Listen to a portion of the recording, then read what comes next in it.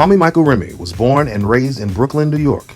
He is known for his soulful voice, range, and infectious energy. He has headlined on a few cruise lines, appeared on the Grammys, and appeared in numerous national and international touring productions of Broadway hit musicals such as Smokey Joe's Cafe, Jesus Christ Superstar, Five Guys Named Mo, and the UK and Holland touring production of The Soul Review, Solid Gold Soul. Throughout his career, he has been invited to perform for Oprah Winfrey and the late Pope John Paul II. As a songwriter and recording artist, he has released several singles including Feels Like Heaven, Fear, and Love Will Find a Way, which topped the European dance and house charts. His vocal style is a blend of the old and new, blending in with funk, jazz, pop, and the soul into a sound of his own. Hi, my name is Kwame Michael Remy, and I'm very excited to be a part of this Upward and Onward Music Series. So thank you so much for having me. I look forward to sharing with you some of the highlights of my career. Some of them have been incredible. I got the chance to perform with Sam Smith on the 60th Annual Grammy Awards here in New York City. So I'm excited to share those little stories and anecdotes with you guys. I hope you enjoyed this segment. Thank you so much for the opportunity, and stay safe and healthy. Bye-bye.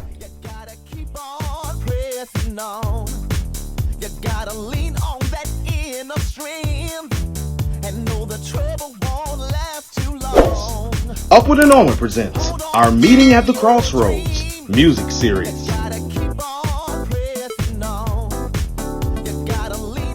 Well, Mr. Kwame Michael Remy. Yeah, welcome to Upward and Onward presents Our Meeting at the Crossroads Music Series. So we just want to kind of talk to you and introduce you to our world, that is, not to the world, because you know way more people than I do. Oh, come on now. But Kwame Michael Remy has been one of my friends for, wow, how many years now? 23 years? Something like that. Yeah. Like 23 years. So I was 10 years old. Wait. I mean, I don't know how old you were, but I was 10 years old. I was 8. Yeah. Woo! But I was definitely privileged and blessed to have a friend like him, and it's gone on for years. We've done shows together. We've done similar contracts, I mean, with some of the same people, but also with each other, touring Europe. And I mean, we have so many stories. I'm not sure if some of those will come out in this interview, but we'll play it by ear. But know that he's one of my close friends, Kwame Michael Remy. It's wonderful for you to join us, and we thank you for taking the time to lend us your energy and your journey. Me and Kwame, what was the first show that we worked on? We did the Black Gospel Singers. Black Gospel Singers in Germany. In Germany, Switzerland, France, Italy. Some other place I'm missing. Austria. Yeah, the chocolates in there. I remember those chocolates. Remember the Mozart chocolates? I do. And I mean, it was an interesting tour. We did stay in a castle. We did. We can say that we've lived in a castle. We lived in a castle. We were there for almost about 3 weeks, 2 to 3 weeks. Yeah. And we met people from all walks of life, and it was a fun tour for the most part. I mean, we had our little hiccups. We went to Spain. Barcelona. We went to Spain as well. So after that, we were able to do the Soul show in London and Holland. Solid Gold Soul was London, and then when it came to Holland, it was Saturday Night at the Movies. Yep.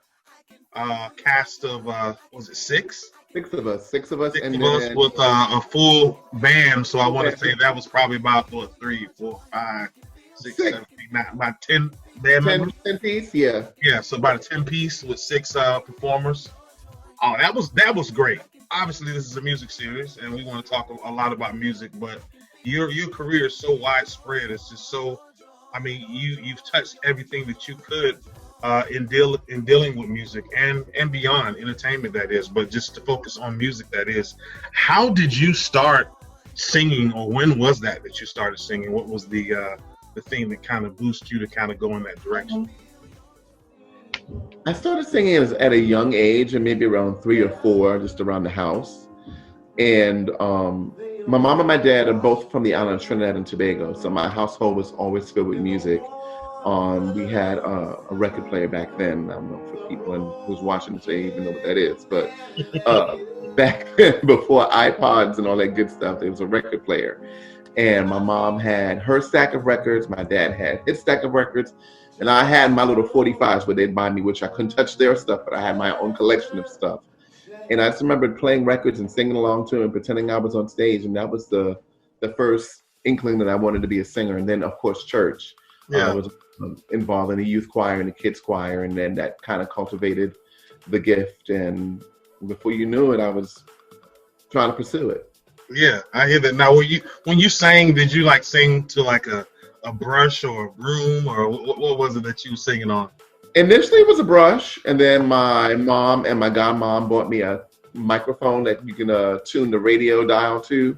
Oh, okay. The radio, and I was like, okay, I kind of like this. I'm on the radio now, okay. And that kind of started the whole thing. Oh, did you hear your voice through that? You can hear your voice through the radio. Yep. Oh, you were far way ahead of me. Yeah, I don't think I touched anything like that. Of course, my mom wasn't trying to hear me singing. She was like, "Shut up, you yelling." Oh, I had those moments too. I had those moments of you're too loud. That's too high. It's too much noise. Save it for church. You're straining. So that puts you on your path with through the industry and whatnot, through entertainment. Now, did that continue through? I guess what we call middle school, high school, and college? It was. It's funny, like I sang in the household, but I didn't really take it seriously. And I had, shout out to all the public music educators out there in the world, because thanks to those educators is what put me on the path that I'm on. There was a teacher, her name was Mrs. Stowers. She was my elementary English teacher. And I remember her hearing me sing, and she was like, you need to, wait, does your mother know you sing this well? I'm like, oh, she knows I sing. It's not a big deal. She goes, no, but it is a big deal. And I remember her calling my mom and going, you need to put him on the Apollo. He needs to go to the Apollo. He has talent. He has a knack for this, and you need to really cultivate this. And so Ms. Stavas was the first person that saw the aptitude, saw the potential in my gift, and was like, you need to really sow into this.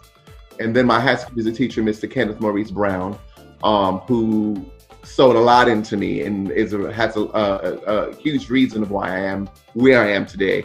Kenneth Maurice Brown and Aziza Miller, two professors, two educators, two music educators who are artists in their own right. Let me just say that, who stood to me as a young artist and set me on the path of music theory, with ear training, making sure I understood what styles were and to live in those idioms and not cross over or mix match where they didn't belong. And but the fundamentals for me was always gospel. Gotcha. Now, was your school a school of the arts? My high school had an arts division, and that's where I got a lot of my formal training. Because I know some friends we have in common that went to high school with you, and I never really asked that question. Never really knew. But you're originally from Brooklyn, correct? We're from Brooklyn, New York, born and raised. Yeah. Born and raised. All right. Now, you went to college too. Did you continue the training with music or whatnot at that time? I did. I went to Five Towns College, which is a music school out in Long Island. Okay. And I studied vocal performance with a jazz concentration. Right. My degree in jazz and commercial music in vocal performance. And then after that, it was just hit the ground running. I mean, for me, I had started working professionally at a younger age. Before I got to high school, I did an off-Broadway show. It was randomly through another educator who had saw me do a play at school and was like, you need to meet one of my friends who has a theater troupe. Gotcha. Now let's talk about your voice a little bit, because to me, it's such a different type of voice than what I'm used to, the rugged sound that I'm used to growing up with this Baptist church down here in the red clay state of Georgia. When you walk out on me, it walk the misery.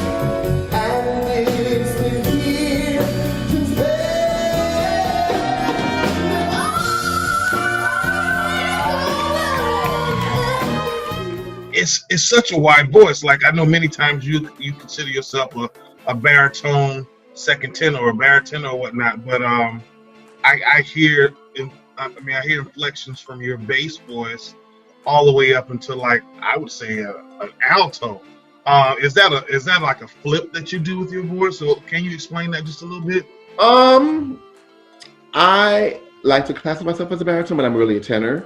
But I'm comfortable singing lower, but I love to go up and do tricks and come back down. Funny thing, in college, my private vocal professor thought I was a tenor, and so he was training me to be a classical tenor. The chair of the department thought I was a bass because I had fullness on my lower register. So for my freshman and my sophomore year of college, I was confused because I didn't know what the hell I was. I had one professor saying you're a high tenor. I had another professor saying you should never sing above middle C, you're a bass. Yeah. And so it was always a contradiction of I don't know what I'm supposed to be doing because one person's saying one thing, one person's saying the other.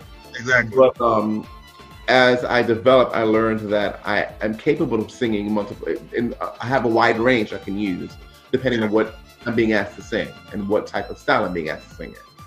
What style leads you to sing higher versus lower?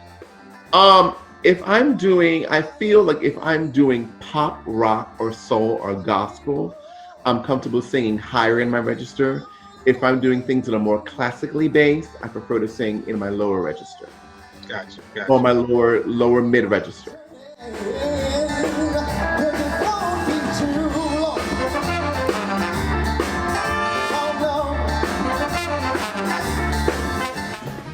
I would probably say the same for my voice, but I don't go that high. But I mean, when I do sing higher than what I'm usually comfortable singing, it usually is in some of those styles. What are some of your main influences? Because obviously there's a influence of Stevie Wonder with your voice that I've heard over the years, and that you still put out or whatnot. But who would you say? Let's say, name 5 of your top vocal inspirations. Now I hate when you do this to me. 5? Really? Well, we can say 7, but I would say 5. Top 5. Okay. Stevie Wonder, of course. Al Jarreau. Oh, okay, yeah.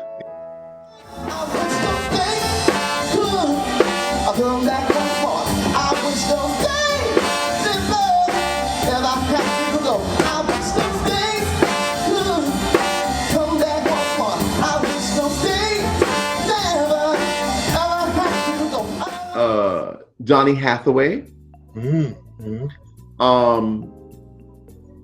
Shaka Khan. Okay. And I would say Rochelle Farrell. Wow. Blessings and rest in peace with her. Yeah, these are beautiful voices. These are strong voices. Now, were any of these singers or vocalists that you followed at an early age, or did they come later on? At an early age was definitely Stevie Wonder. I remember having 45s of all of his albums. I have 45s in storage somewhere. And then the 33 and a half, I don't know if you remember those. Those used to exist at one point. I had all of Stevie Wonder's records. I had all of Michael Jackson's records. I forgot to say Michael Jackson too, so that's number 6. That's number 6, okay. And I remember listening to him, Johnny Hathaway, Isaac Hayes growing up. Believe it or not, Johnny Mathis. Oh, okay. So I was Nat King Cole. So I remember listening to all these different singers, and so I was trying to copy what they did and trying to figure out how to create that same sound. Of course. With doing all of that and with these singers that you brought up, what is probably your favorite style singing? That's hard because I'm a fusion boy. I like to mix things. Okay.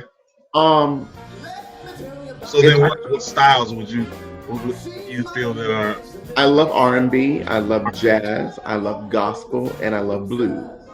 So a combination of all those is kind of what And have you ever dilly-dallied or stayed in strictly in one of those styles? I recorded years ago in the house music style, which is soulful house, gospel house. But in my early formative years of training, when I was in college, I had released a couple of R&B singles as well. So I did a lot of R&B soul, and then it went into being house soul. It's funny. I had initially set out to be a gospel jazz recording artist. Okay. That was the goal. That was going to be my thing. And but my love of theater kept pulling me back. Understood. So I kept going back to musical theater, and so it's a fusion. Right now, my music is a fusion of everything. Speaking about like theater and some of these shows, what I mean, your resume is like looking at a mathematical equation or some type of thesis statement, and all the people that you worked with. But what are some of your? I'm gonna go back to my top 5 thing again. What are some of your top 5 theatrical experiences? Those shows. What would they be? Top 5 theatrical experiences would be Smokey Joe's Cafe, Jesus Christ Superstar, Dreamgirls. I originated a punk rock show a couple years ago here in New York called Baby Fat Act 1. Okay. This punk rock band called the Screeching Weasels. And they took their album and put it on stage and turned it into a musical. And I was a part of the original cast to get to do that here in New York. And number one, it was a diverse cast of actors. And I was the lead character, and I was in a wheelchair, which was a challenge. Oh, I remember that. Yeah. But it was amazing. And last but not least was Kinky Boots, which has been a dream. It's been a dream show for me. And last summer I got to do it in Hawaii. I did the Hawaiian premiere. Now, how was that? Man, dreams do come true. Okay. And I'll say that for several reasons. Look at me, powerless, holding my breath, trying hard to repress what scared him to death. It was never easy to be its kind of man, to live freely was not in his plan. So the best part of me is what he wouldn't see. I'm not my father's son. I'm not the image of what he dreamed of. With the strength of Sparta and the patience of Job, still couldn't be the one to echo what he done, and never what was not in me.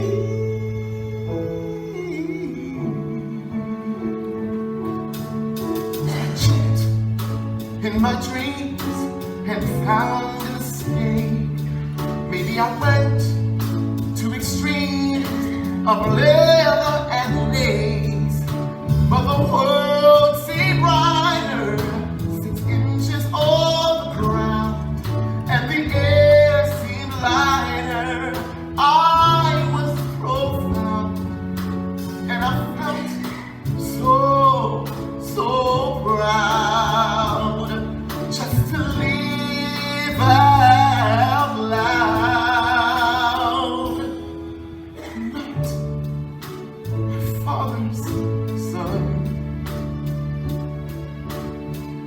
not the image of what he dreamed of. First of all, it was a dream to play that role, the role of Lola Simon. Mm-hmm. But then to do it in Hawaii, which is the place of paradise. Hawaii is paradise. Yeah. And the cast that I was put with, most of them were locals. I was the only actor coming in from New York. So these were a team of actors who've all worked at this theater. They've worked at there for years. Some of them grew up performing at this space. And to be welcomed into this community of actors with they call it the aloha spirit, Mm-hmm. it was overwhelming. The most favorite thing for me was connecting with the young actor that played the younger version of myself. His name was Air Jordan. He played young Lola. Okay. The coolest, smartest, sassiest little 6-year-old, and we just hit it off. And I became Big Uncle Kwame, Big Uncle Lola, depending on what day it was for him. And that was the magic of theater for me. Yeah. Being able to bring this story of universal love to a community that in Hawaii and in the Samoan culture, there are a lot of trans men and women that sometimes in Hawaii aren't celebrated. And Okay. so to bring this story of Lola and her issues, so to speak, to the light in this community, and for them to embrace it the way they did was important, and it was powerful. One of my actresses, her brother has now transitioned, and it's now her sister, and she comes from a family of, I think, 25. Her father's a chief of a Samoan village. Mm-hmm. And so to have them all come to the show, and in the show, in Act 2, Simon, aka Lola, and Charlie have an altercation where Charlie pretty much says, you think you're something better than what you are, but you're just a man, and you need to accept the fact that you're a man and you'll be nothing more than that. And the weight of that fight was similar to what her brother had with her father, who was the chief of this village. Now, mind you, I didn't know any of this at the time, but the entire family came. The entire family sat in the front row, all 25 of her siblings, including her now transgendered sister. Mm-hmm. And my father. And so to watch their reaction through all this that was going on, and speak to them after the show, and to see how open they were, speaks to the power of theater and why it's important in our communities, and why we shouldn't shy away from discussing things that are sometimes uncomfortable in our households. Mm-hmm. Theater is meant to shine the light on our communities, shine the light on political things, shine the light on social things, and bring it to the forefront so it can be discussed and be digested. Now, are you still aspiring to be a recording artist? I would love to go back in the studio and record and do maybe some R&B soul stuff. And what better time to do it than while we're in this pandemic? I mean, I know. I've been doing a couple virtual projects who's has given me the itch and the desire to record again. So hopefully in the future, I will release some more stuff. I mean, virtual projects, I mean, for us as performers and singers, that's really what's been going on. I mean, you've worked on a few yourself. I got the chance of being lucky enough to be chosen to sing with the the KMR voices. Oh Lord, yes, the KMR voices. Intense. I mean, Good morning or evening, friends. Here's your friendly announcer. I have serious news to pass on to everybody. yes. I mean, looking at it, it's like that was a passion project. I mean, there's so much going on in the world right now. Yeah. There's so much hate. There's so much uncertainty. There's so many questions. Music has always been my love language. Music has always been my language. That's the way how I communicate. So I was presented with an opportunity to do a virtual project. Mm-hmm. And I decided, the MD was like, well, what do you want to do? I said, I'd like to do a Stevie Wonder tune. And if you're open, I'd like to bring some friends along to come in on this project. The voice is tremendous. So, folks, if you get a chance to check that out, I think Please it's do. right now playing on YouTube and also on Kwame's page, which we'll share some of his social media a little bit later on in the episode. You have any other virtual projects that you're thinking about doing? I just did one for Blackness Rising, which is a company that focuses on mental health within the Black community. Yeah. Thank some oohs and ahs on that, and that should be coming out in a couple of weeks. And I'm also a member of Broadway Inspirational Voices, and we've done a couple of projects during the pandemic to raise awareness. One was for the Covenant House, and that was broadcast everywhere, and that was really pretty cool. We did a song from Dear Evan Hansen you will be found. And you can find a lot of this stuff on the social media still, correct? Yeah. On the social media. I sound so old. In a few days, it's going to be your birthday. So this is really your birthday episode.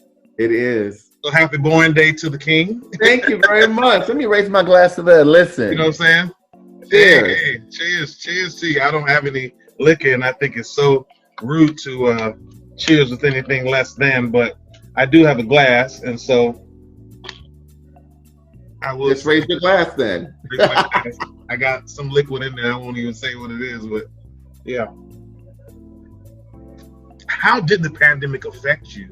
When you're used to being on the go and you're used to having something to do and you're used to having a structured schedule, and to go from having everything to having nothing to do can be daunting. The silence can be deafening at times. Yeah. And add the fear of this virus and not knowing how at the time how it was transmitted. If you were positive, it was a lot. It was a lot to take in. I had good days. I had bad days. I had days in between, but I'm still here and I'm grateful. It was an emotional roller coaster of mixed emotions. But I would say in the midst of the storm of it all, I never lost my faith. I always knew that no matter what happened, God had me, and that if I just relinquished the voices, the self-saboteurs, the anxiety to God, and if I just released it to the universe, that things would be okay. Yeah. And no matter what was going on in the world, I had to hold on to my peace at whatever cost. Not to get too heavy, but I had to have a couple conversations with some friends of mine who called and was like, "Oh my God, are you okay? I'm so sorry this is happening." It's like, yeah, I appreciate you checking in, but I want you to know this is not new. This has been happening for what, 300, 400, 500 years. It's nothing new. Yeah, it's just new now because we all have cameras on our phones and are able to record them. Televised. What have you learned, good or bad, or good and or bad, during the pandemic about yourself? I have learned that my peace is priceless, and that I can't allow anyone, family, friend, or foe, shake that. Okay. And if that sometimes means I can't pick up the phone, I can't pick up the phone. Because my peace of mind is priceless. Especially in times like this where for months in hand we were sequestered to our apartments or our rooms for 2-3 months where you couldn't go anywhere. That's a lot. That's gonna have your anxiety at 20.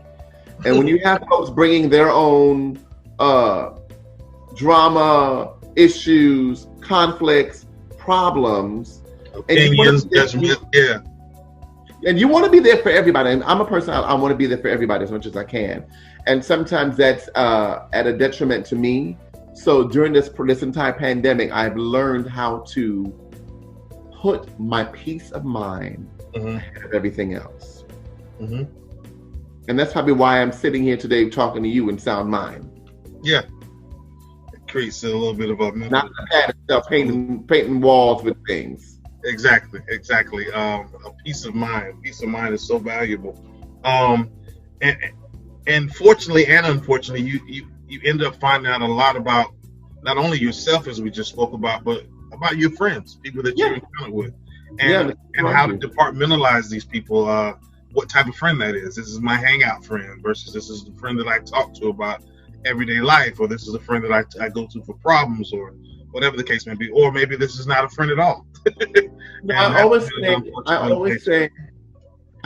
say we are all fighting a battle that the other doesn't know about. We're all in a race, and the Bible tells us the race is not given to the swift nor the strong, but the one who endures it to the end. But some people they're in a rush to get to the end of the finish line, and they don't even know what the hell they're doing. Understand that the road is designed to have twists and turns, and the road is meant to have storms.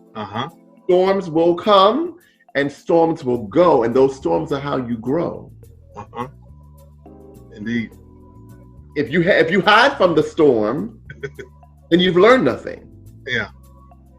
If you stand and anchor yourself in the storm, you learn where your strength lies, You learn where your compassion lies. You learn where your empathy lies. And you learn where your love lies. And we were all designed to love. Yes. Not mean to be preachy, but I'm just saying. You Hey, know? hey, And I'll say amen to it. Amen. in the midst of a storm, as artists, we all tend to forget that the greatest gift is love. The gift of art is love. So in our journey of trying to get ahead to whatever that is, sometimes you need a moment to just pause and just sit. Yeah. And like Michael used to say, let it simmer. And just sit on it, let it simmer for a minute. You know? Yeah. So I've learned, and some of my friends have learned, that you have to take time. Yeah. So with that, what's meant to be will be. You will get where you're meant to go. Yeah. Right now, in this state, in this uncertainty, you have to take a minute and pause and figure out, first of all, who you are, what you're about, and really where you want to go. Makes sense. You know? So with that knowledge of learning that and your how this has come to you, your realization, if you had the chance to talk to younger Kwame Michael Remy, if you had the chance, whether you were warning them or enlightening them or leading and guiding them, what would you say? Wow. I would say a lot. I would say it's going to be all right. No matter what, it's going to be all right. I've weathered many storms, things that should have taken me out of here, things that should have left me batshit crazy. I don't know if I can say that, but I'm going to say it. Batshit crazy. Yeah. But by the grace of God, by the prayer and support of friends and family, I made it through the storm. And I made it through the storm stronger than when I started the storm, if that makes sense. Yeah, it does. I would tell Kwame, younger Kwame, that it's going to be all right. As a kid, I was bullied a lot. I was always the smallest kid in the room, which made me a target at times to get picked on. Mm-hmm. So I carried that shyness, that fear of being attacked, that fear of being picked on through a lot of my life. Even into my career, at times I kind of shied away from things. Mm-hmm. And it took me a while to get to a place where I was able to walk in my own skin, celebrate my uniqueness, and know that it's going to be all right and it's okay, and I'm okay, and I'm enough. Mm-hmm. I would tell little Kwame he's enough. That's good. That's good. That's powerful. I mean, you've given us some good insight and some good information on what your journey has been like and what your pandemic insight has been like, like stepping inside the world of Kwame Michael Remy. We want to thank you on behalf of Upward and Onward for joining us for our meeting at the Crossroads Music Series. Kwame Michael Remy, the man, the voice, the myth, the most popular guy that I know. He knows everybody in New York and every place else. I don't know why. The brother has lived everywhere from Asia to Europe to New York. Yeah, we won't stop here. You are enough, Kwame. You definitely are enough. And I hope that you're able to shine and share your gift with other people on other platforms. And on behalf of us at Upward and Onward, we thank you immensely for just being able to share your time and your space with us. Thanks for having me, man. I appreciate it. Love you, brother. Love you, brother. Do you think I want my loved one gone? Said I love you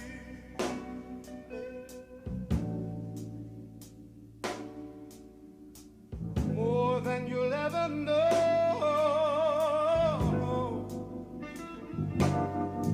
I said I love you.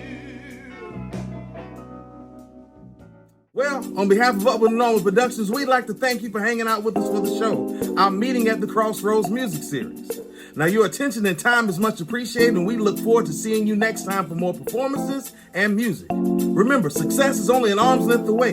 Stay safe, stay home if you can, and if you can't, keep practicing social distance with a healthy and cautious way of life. Upward and onward, folks.